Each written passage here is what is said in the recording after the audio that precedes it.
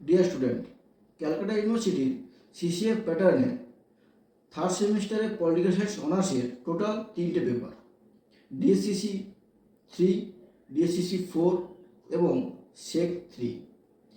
গত দুটি ভিডিওতে ডিএসসিসি 3 এবং ডিএসসিসি 4 সাজেশন কমপ্লিট করেছি। আজ আমি সেক 3 সাজেশন কমপ্লিট করব। এই পেপারে টোটাল 50 নম্বর আছে। মডিউল 1 থেকে একটি কোশ্চেন লিখতে হবে, মডিউল 2 থেকে একটি কোশ্চেন লিখতে হবে। এই কোশ্চেনগুলির মান 20 নম্বরে। এছাড়াও দুটি মডিউল থেকে 5টা কোশ্চেন আসবে 2 নম্বরে, টোটাল 10 নম্বর। এবারে আসি সাজেশন। মডিউল 1 থেকে 1 নম্বর কোশ্চেন, 73 ও 74তম সংবিধান সংশোধন কত সালে হয়? এই সংবিধান সংশোধনে যে পদক্ষেপগুলি নেওয়া হয়েছিল সেগুলি বিস্তারিত আলোচনা করব। 2 নম্বর কোশ্চেন, গ্রাম সভা ও গ্রাম সংসদ কি? এর সাথে আসবে গ্রাম পঞ্চায়েতের গঠন, ক্ষমতা ও কার্যাবলী।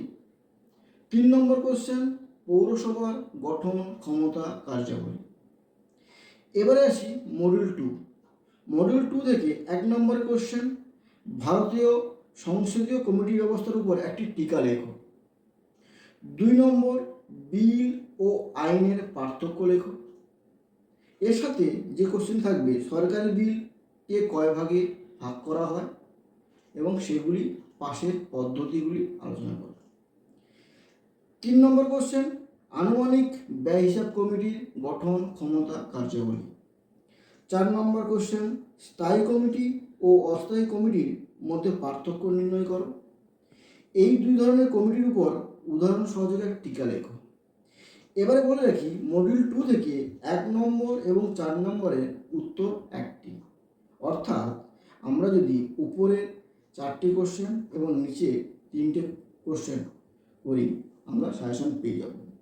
এর উপরে আমি ঠিক পরীক্ষার আগে বা 2 থেকে 3 দিন আগে আমি উপরে একটি কোশ্চেন বলবো এবং নিচের একটি কোশ্চেন সাজেশন দিতে বলে দেবো। সেই ভিডিও দেখার জন্য আমাকে সাবস্ক্রাইব করতে হবে। এবারে আসি, এছাড়াও যে 2 নম্বরের কোশ্চেন আছে 5টি, এর জন্য আমি কোশ্চেন অ্যান্সার রেডি করেছি।